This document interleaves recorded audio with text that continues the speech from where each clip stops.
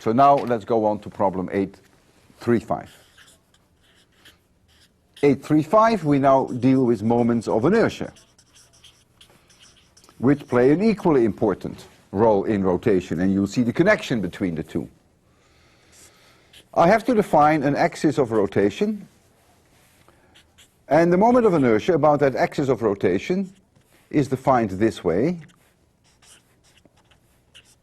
This is a scalar, it's not a vector, and it requires a little bit of an explanation. Suppose I have here a rod,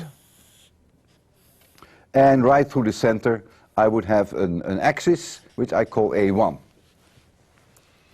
Now the way that we defined Ri is as follows. Ri is measured from little mass elements Mi perpendicular to the axis. That's the definition of this Ri.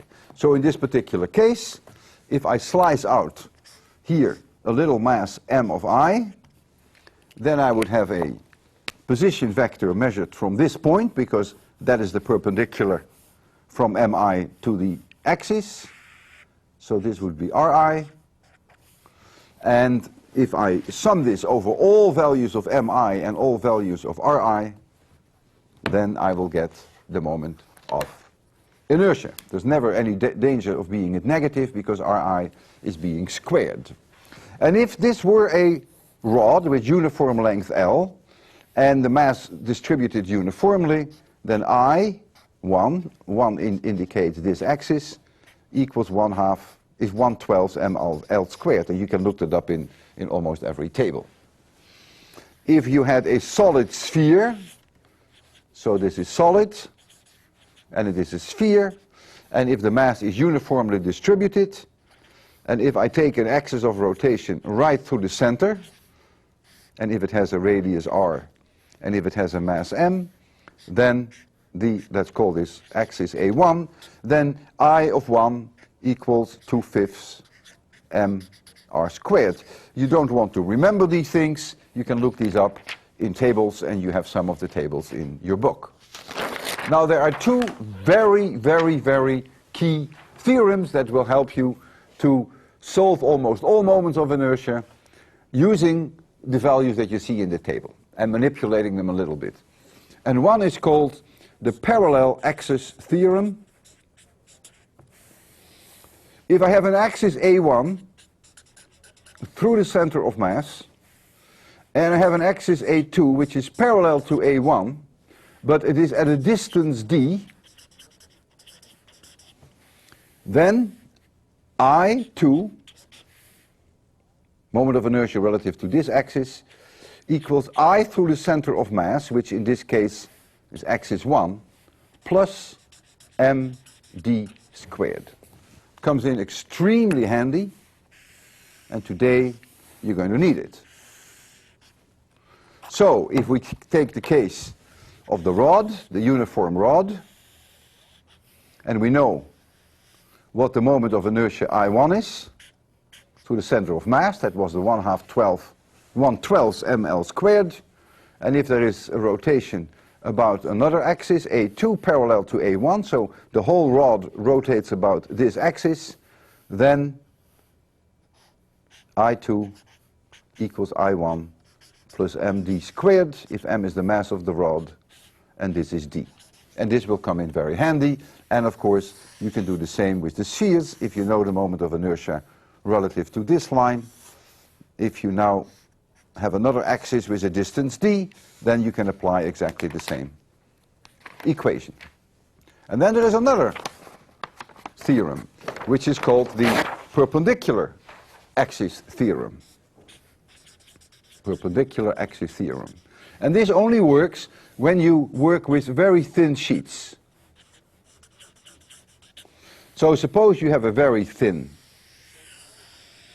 circular disc, very thin, and I have an axis of rotation perpendicular to the paper. Let's call that the z direction. So IZ, about this axis, and you may try to prove that, it's not so obvious, I call this the x-axis and this the y-axis, is also equal to ix plus iy. So rotation about this axis of the plate, or rotation about this axis of the plate. And you can also do that for this point here. So also the moment of inertia rotation about this axis would be the same as the moment of inertia about this axis plus this axis, as long as they are perpendicular to each other. Well, if we are very specific, the moment of inertia of a disk, of a thin disk with uniform mass, and it has radius r, and it has mass m, that is 1/2 mr squared. This can be looked up in your tables. And so it follows immediately that Ix equals 1/4 mr squared. Because Ix and Iy must be the same for reasons of symmetry. They both go through this point. There's no reason why one would be larger than the other. So this is 1/4 mr squared. And so if I pick any other axis to the center, I call this A2, then it's immediately that this is also I2. Now once you know I2, you could easily find the moment of inertia of rotation about this axis, if the separation here is d. Because that now, let's give this axis a number, let's call it A3. So now the moment of inertia I3 equals the moment of inertia going through the center of mass along the line A2. So that is I2 plus md squared.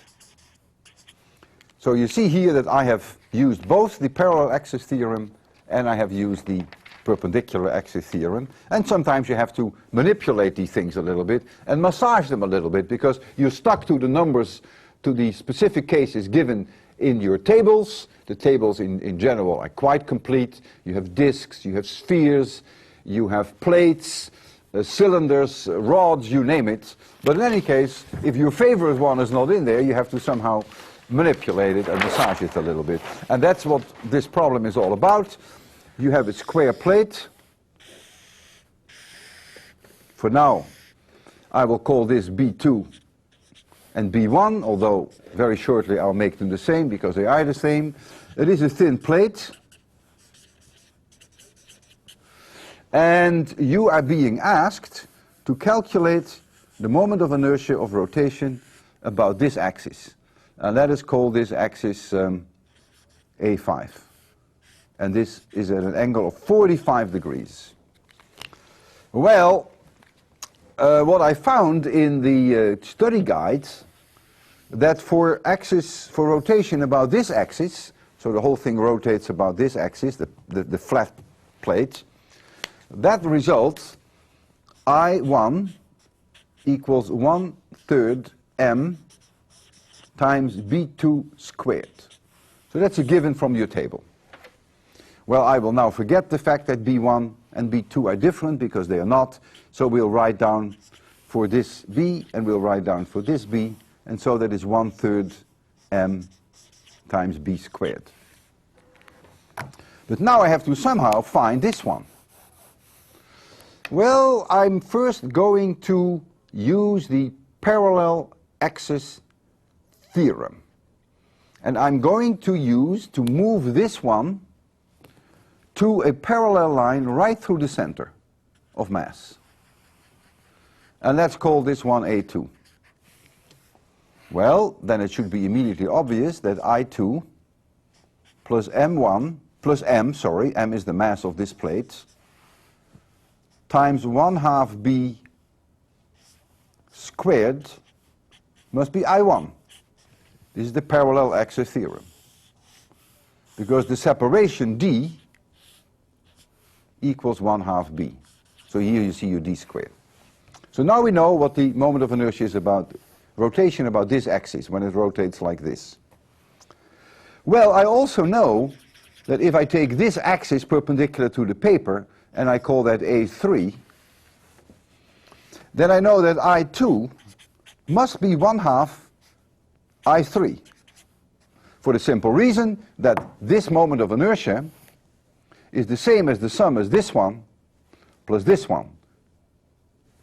And so it's immediately obvious that it is 1/2 I3. Now I'm going to, let me take a different color, now I'm going to take an axis which goes through the center, but which is exactly parallel to this one, and I call this A4.